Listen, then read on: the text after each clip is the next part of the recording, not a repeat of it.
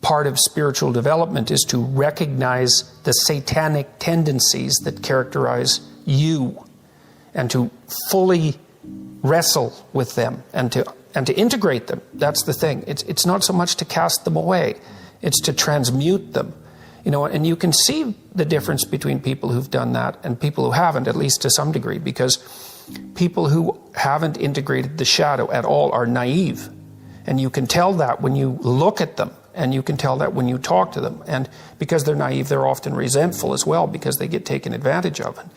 And someone who's integrated that more, they're dangerous in the martial arts sort of way, which is they're dangerous, but they don't have to use it because their presence radiates implicit potential for havoc.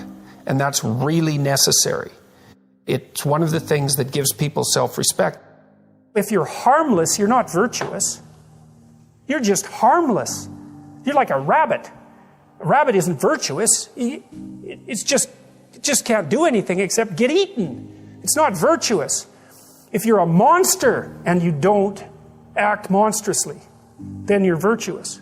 But you also have to be a monster. Well, you see this all the time. Harry Potter's like that too. It's like he's flawed, he's hurt, he's got evil in him. He can talk to snakes, man. He breaks rules all the time. All the time. He's not obedient at all. But, he has a good reason for breaking the rules. And if he couldn't break the rules, him and his little clique of rule-breaking, troublemakers, if they didn't break the rules, they wouldn't attain the highest goal. So it's very peculiar, but it's a very, very, very, very common mythological notion. The hero has to be a monster. But a controlled monster. Batman is like that, it's everywhere. It's the story you always hear. If you're going to be a fighter, you have to want to win. And you have to want to hurt people. Not for the sake of hurting them. That's what makes you different than an evil person. But you have to have that capacity. You have to develop that. And, that's the step on the way to enlightenment, weirdly enough, because that isn't what people think. People have been fed this diet of pablum, rights and impulsive freedom for so long. There's just an absolute starvation for the other side of the story. There are no rights, technically speaking, without responsibilities. And all we've had for 60 years is a dialogue about rights. Well, that leaves a hole on the other side of the story. And it's a hole that's in people's hearts, essentially. Because responsibility, well, perhaps that's not more important than rights. Like I said, they're part and parcel of the same formula. But it's in responsibility that most people find the meaning that sustains them through life. It's not in happiness. It's not in impulsive pleasure. Those things blow away at the first ill wind.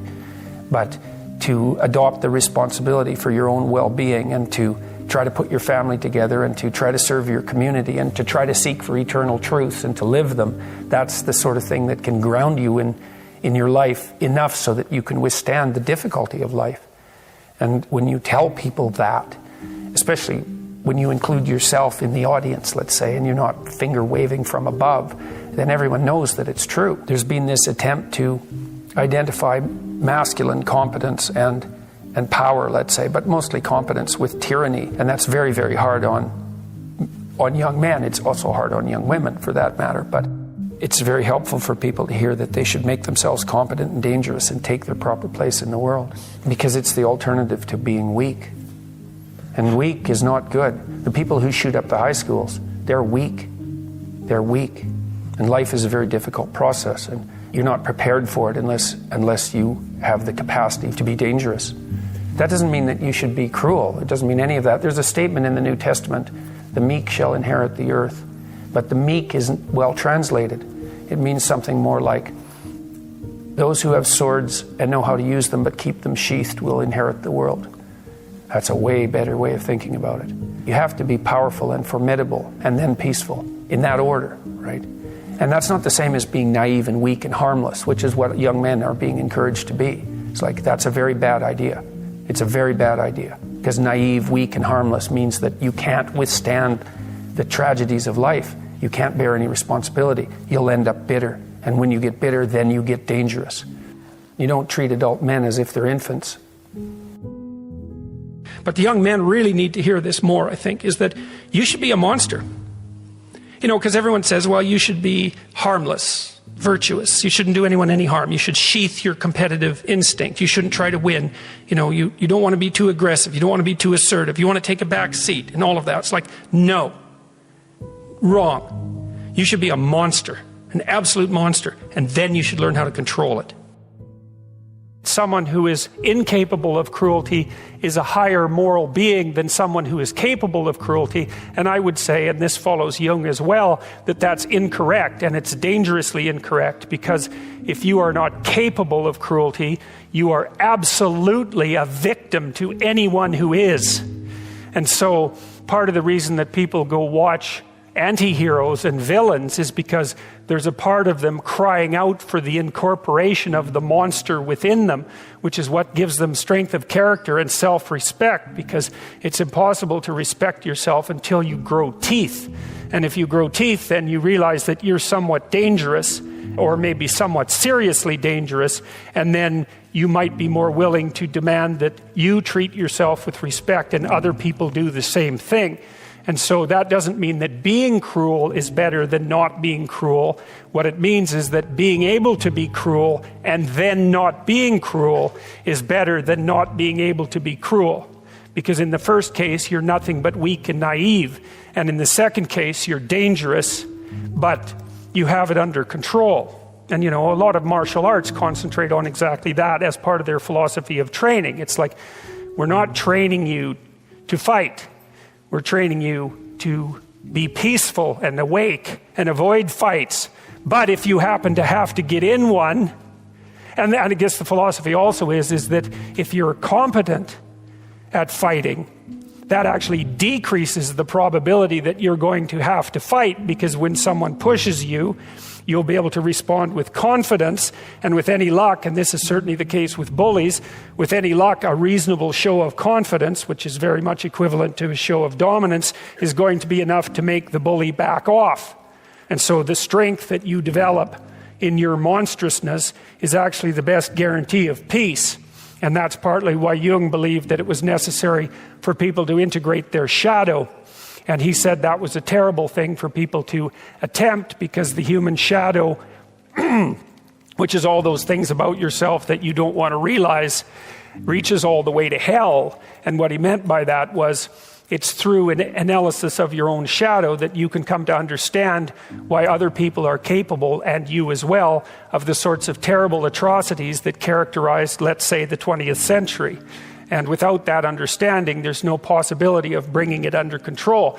When you study Nazi Germany, for example, or you study the Soviet Union, particularly under Stalin, and you're asking yourself, well, what are these perpetrators like? Forget about the victims. Let's talk about the perpetrators. The answer is, they're just like you. And if you don't know that, that just means that you don't know anything about people, including yourself. And then it also means that you have to discover why they're just like you. And believe me, that's no picnic. So that's enough to traumatize people, and that's partly why they don't do it. And it's also partly why the path to enlightenment and wisdom is seldom trod upon, because if it was all a matter of following your bliss and doing what made you happy, then everyone in the world would be a paragon of wisdom. But it's not that at all. It's a matter of facing the thing you least want to face.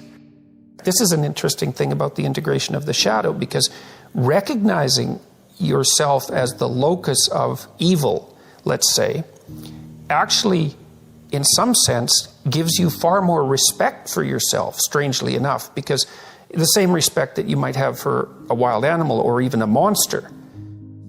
So then maybe you learn to treat yourself differently. Like, I think this is particularly true with regards to the discipline of children. If you know that you're a monster, and that will manifest itself in your life, consciously or unconsciously, and if it's unconsciously, it's not good, then you become better at disciplining children. And the reason for that is that you don't want to expose them to your dark side. And so if they behave and don't provoke you, which means they'll also behave for other people, then the monstrous part can stay in abeyance, and then that's great. But if you don't understand yourself as capable of wreaking havoc, and that can be the kind of havoc that unfolds over decades, right? Because if you're going to abuse a child, it's the primitive form of abuse is the physical abuse. The sophisticated form of abuse is the continual undermining of the child's courage across perhaps their entire life. And that there's a terribly monstrous element to that. And if you're not respected properly by the child, say, you will absolutely take revenge on them. And, in some sense, that's the whole Freudian psychoanalytic story. It's not all of it, but you either have that or it has you. Those are the options. And you don't become safe by being castrated.